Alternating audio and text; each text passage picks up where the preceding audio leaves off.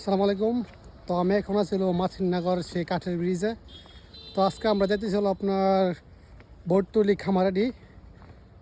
তো ওইখানে একটা কাজে যাইতেছি। তো ওইখানে যাওয়ার পথে বটতলি একবার গাং সাইডে একটা বট গাছ আছে।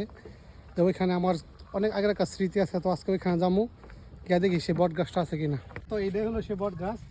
তো আমি এখানে আজ থেকে প্রায় 9 বছর আগে আইছিলাম আমাদের বন্ধুদের সাথে নিয়ে।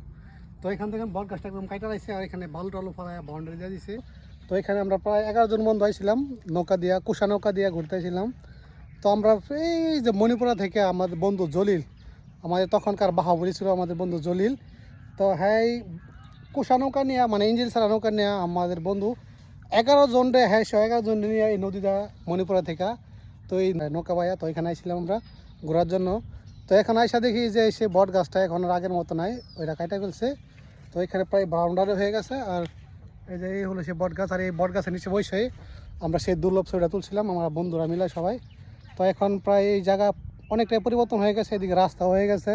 তো এখানে আগে গাছপালা ছিল অনেক এদিকে, তো সবগুলো কাইটে এখন বাড়িঘর হয়ে গেছে।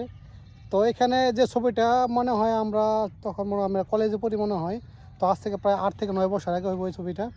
তো এখানেও যেটা আইলাম এটা হলো সেই জায়গা। তো এখানে আজকে আমি একলা এলাম, আর একজন শুধু হাসান ভাই নিয়েছে আমার। এর আগে 9টা বছর আগে আসলাম এখানে আমার বন্ধু বান্ধব নিয়ে। তো সময় কত দ্রুত পরিবর্তন হয়ে যায়, সময় কত দ্রুত চলে যায়। তো আজকে আমি এখানে একলা আসলাম, কিন্তু আমার কোনো বন্ধু বান্ধব নাই। তো আমার বন্ধুরা দিকে এই ভিডিও দেখে থাকো, অবশ্যই কমেন্ট করে জানাবি।